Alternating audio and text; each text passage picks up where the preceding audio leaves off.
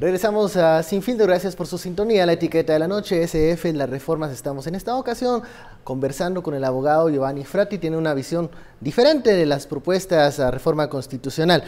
Seguimos en esta plática. Giovanni, en el bloque anterior nos quedamos con las dudas, con esos vacíos, esas zonas grises que hay que cuestionar de la propuesta.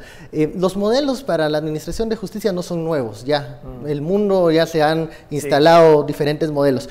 ¿Qué es lo que conviene para Guatemala en este momento? La situación actual del sistema de justicia no beneficia. ¿A qué modelo deberíamos entonces apostarle?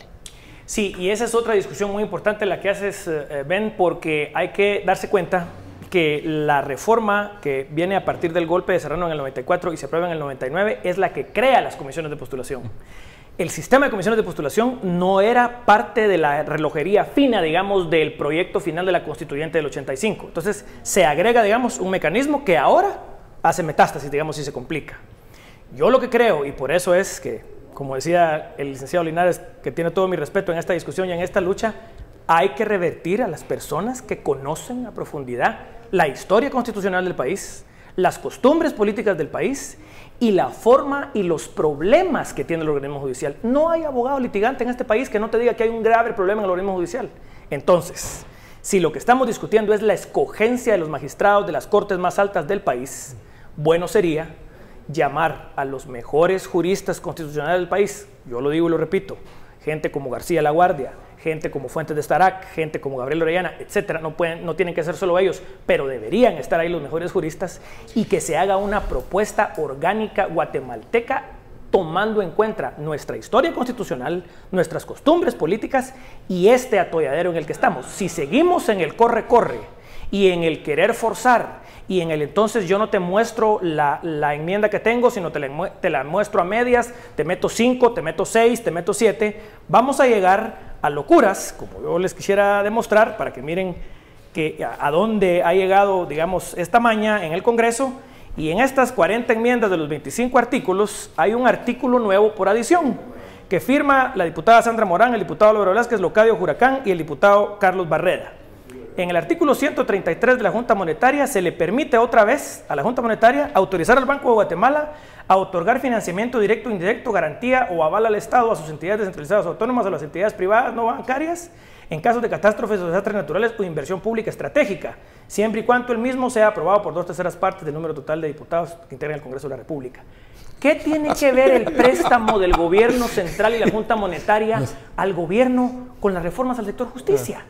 Entonces ahí estamos viendo el juego político de los políticos que quieren ver si meten gol con esta reforma, y esto no es de políticos, señores. Puede ser que sea de políticos, pero en este caso deben ser juristas consagrados por una carrera larga y dilatada de derecho constitucional, de litigio, que hagan una propuesta. Si no hacemos eso y seguimos en este corre-corre, se va a perder la oportunidad. Pero si tienen que poner plazos en algún momento, supuesto, porque si no sería un diálogo bizantino. Digamos que sean eterno. 6 meses para un artículo. Estamos hablando de llamar a estos constitucionalistas para diseñar un artículo, el 209.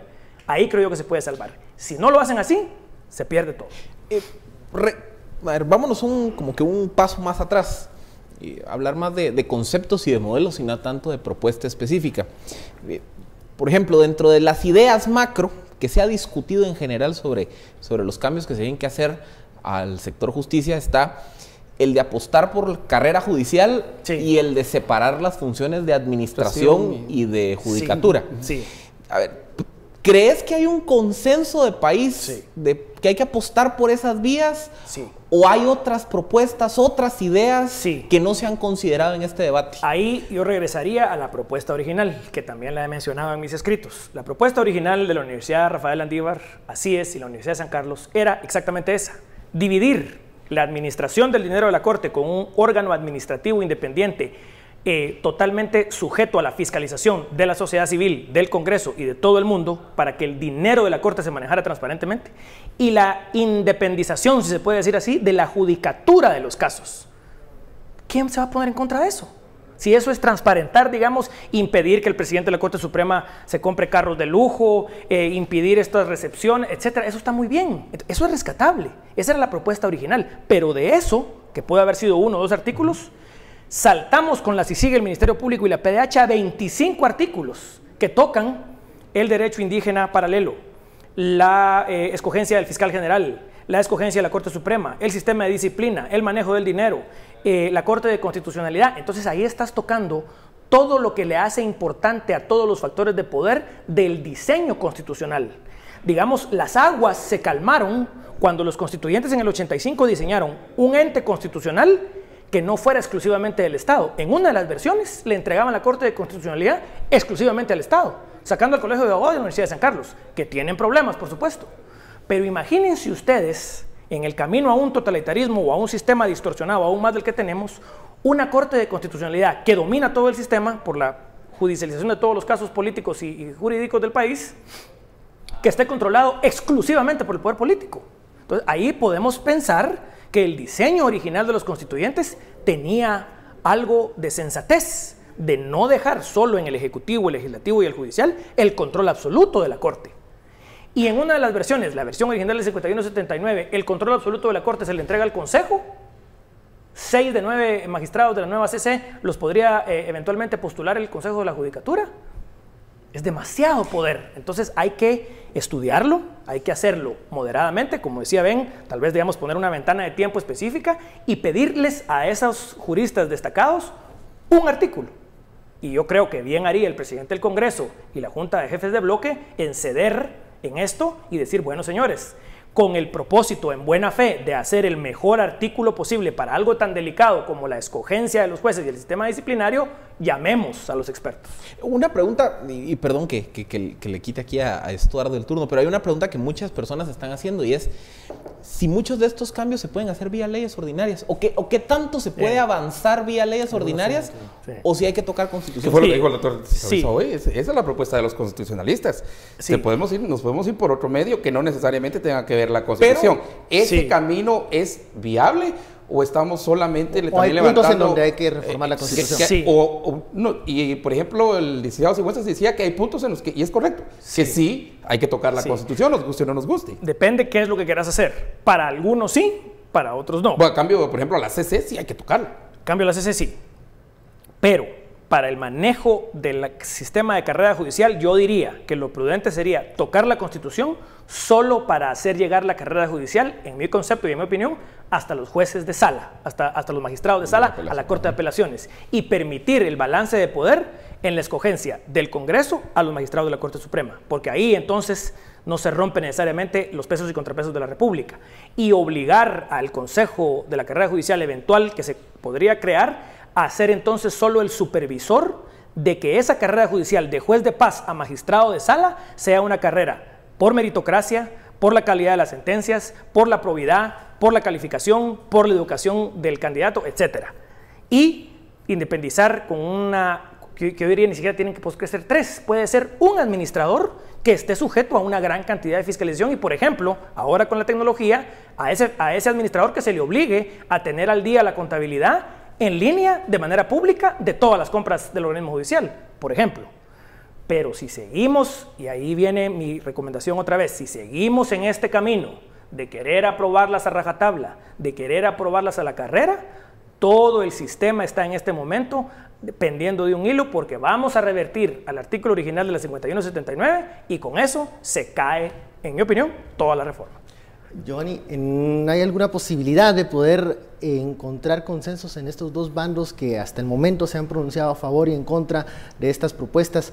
¿Hay posibilidad de que CICIG deje de ser el villano en este momento para un grupo y buscar un camino medio para rescatar la reforma constitucional, lo que llamabas una ventana de oportunidad que no siempre se da? ¿Existen esos elementos? Ahí hay otro problema, ¿verdad? ¿Y cómo sacamos, cómo sacamos del grupo que puede en su derecho cuestionar las reformas, cómo sacamos de ese grupo a algún sector que solo esté buscando obstaculizar la discusión para fines particulares? Sí, yo lo que creo es que los guatemaltecos, y yo he oído sus discusiones aquí públicamente noche con noche, y ese es un anhelo, creo yo, especialmente de las nuevas generaciones que ya seguramente están cansadas de la polarización de tantas décadas, ¿verdad?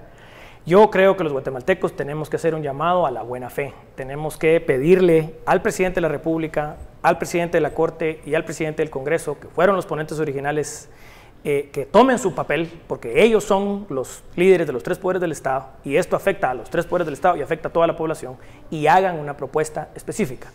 Ojalá y se den cuenta de la urgencia que es que haya una propuesta específica, porque ya nos dimos cuenta que la dinámica del Congreso es una dinámica muy opaca, una dinámica donde hay mucha maña política y donde las facciones políticas están tratando de salvaguardar sus intereses aviesos.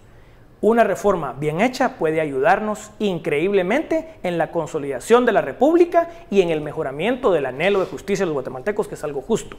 Una reforma mal hecha nos puede hundir en una corrupción judicial aún peor que la actual y a un contubernio entre burócratas y jueces que se escogen a sí mismos, se evalúan a sí mismos y se promueven a sí mismos en la carrera judicial, de la cual no vamos a poder salir, porque una vez se concretice la reforma, si lamentablemente, así como está propuesta, gana el sí, no va a haber forma de que haya una fuerza política, a menos que haya un desastre, para poder entonces convocar a otra reforma constitucional y tratar de amainarla. De ahí el cuidado que hay que tener con modificar la Constitución. Y yo tengo una pregunta viendo hacia futuro, y es, tristemente en este debate pareciera que caímos en una dinámica de rojos y cremas. O estás a favor o estás en contra. Maniquea, sí. Y derivado de eso, cuesta pues hacer el ejercicio que hoy hicimos, que es decir, mire, sí, pero con estas observaciones, o no, pero sí hay que hacer estos cambios. ¿Cómo crees que podemos superar esa polarización? ¿Es posible superarla? Sí. ¿Es posible encontrar canales en donde quienes dicen sí con observaciones, quienes dicen no, pero hay que cambiar algo, se puedan sentar y encontrar puntos de discusión o de consenso? ¿Crees que es factible o estamos rotos en el corto plazo? Yo sí creo que se puede hacer, pero hay que tener mucha habilidad política para hacerlo. Hay que, digamos, a las facciones que están en combate, digamos, o en oposición, hay que darles la oportunidad de decir, como se dice en el inglés coloquial, to say their piece, digamos, decir lo que necesitan decir y proponer lo que necesitan proponer. En este momento se ha visto, todos los expertos del país lo han dicho, que la 5179 y el 209 original tienen un serio problema. No hay acuerdo todavía y hoy se cayó me parece la 4ª, 5ª y 6ª enmienda en cuanto a cómo se debe integrar. Mi recomendación es hacerlo con figuras constitucionalistas de larga data y de mucho prestigio, y entonces, digamos, hacer una comisión, supongamos, de 10 juristas o de 12 juristas, y que esos juristas, de todas las tendencias ideológicas posibles, hagan una propuesta.